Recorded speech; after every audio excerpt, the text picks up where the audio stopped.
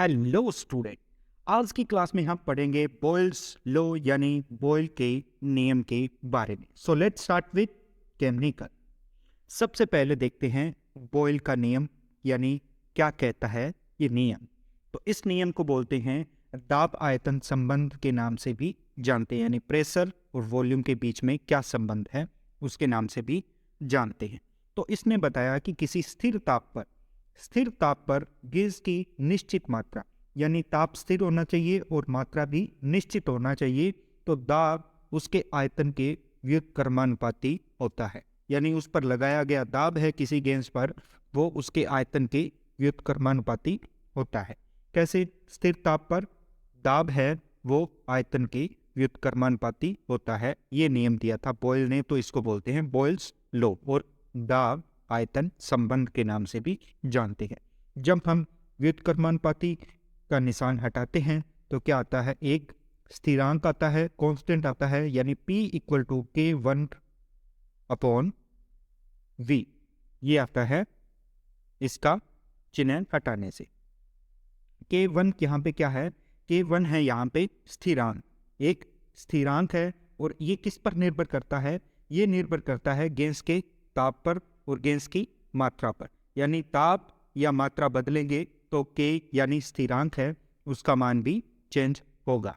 और बॉयल का नियम ताप और दोनों मात्रा है दोनों स्थिर रख के बात करता है। तो K1 का मान एक निश्चित होता है किसी ताप और गैस की किसी मात्रा पर।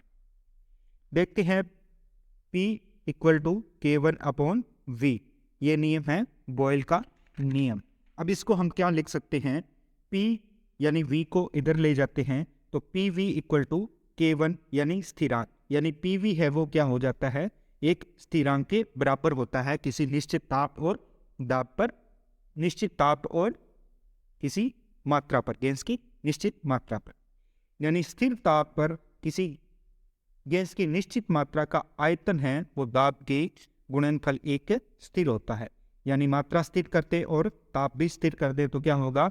दाब और आयतन का गुणनफल है वो हमेशा स्थिर होता है। इसको समझते हैं। यदि दाब और आयतन, यदि ताप और मात्रा है निश्चित कर दे और उस पर दाब बढ़ाए, यानी पहले तो P1 है फिर बाद में P2 कर दे, तो इसके साथ क्या रिलेशन होगा? यदि P1 पे आयतन क्या है? V1 है, तो P2 दाब घटाए या बढ़ाए तो उस पे आयतन V1 हो जाएगा। इससे हम न्यूमेरिकल भी सॉल्व कर सकते हैं बॉयल्स नियम के ऊपर। इसको हम ऐसे भी लिख सकते हैं P1 equal P1 upon P2 बटे V2 अपॉन V1। ये इसी को ही रीअरेंज करने से प्राप्त होता है। यानी P2 को हम इधर ले आते हैं और V1 को हम इधर ले आते हैं तो हमें ये मिलता है। अब देखते हैं एक क्वेश्चन कि दाब को यदि हम आधा कर दें तो आयतन पर क्या प्रभाव पड़ेगा। वहीं लगाएंगे P1 अपॉन, इसका फॉर्मूला है जो P1 V1 equal to P2 V2।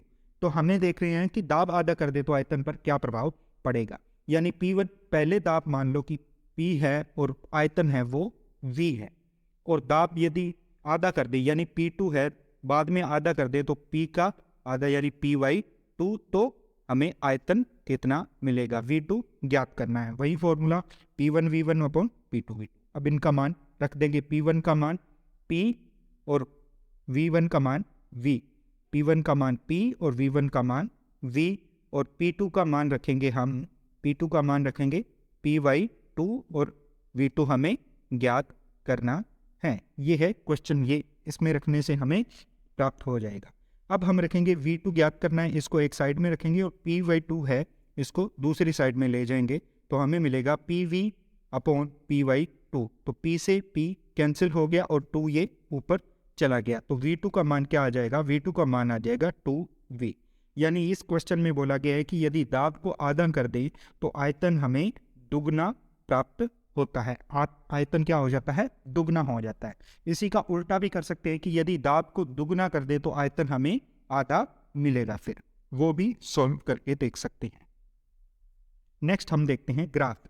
इनका ग्राफ है वो स्थिर ताप पर है, स्थिर ताप पर है, तो स्थिर ताप पर इनके ग्राफ को बोलते हैं समतापी ग्राफ। समान ताप पे यानी समतापी वक्र बोलते हैं।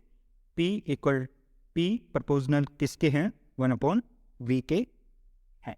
तो अब हम इसके ग्राफ को देखते हैं, पहले P और V के बीच में देखते हैं कि यदि हम दाब को बढ़ाएंगे तो आयतन क्या होगा, कम होगा। यदि हम आयतन को बढ़ाएंगे तो दाब कम होगा। तो इसका ग्राफ आता है कुछ इस प्रकार से ग्राफ आता है, यानी हम आयतन को बढ़ा रहे हैं तो दाब कम करना पड़ेगा, यदि हम दाब को बढ़ाएंगे तो आयतन कम हो जाता है। ये 3 ग्राफ है, T1, T2 और T3, 3 टेम्परेचर पे हैं।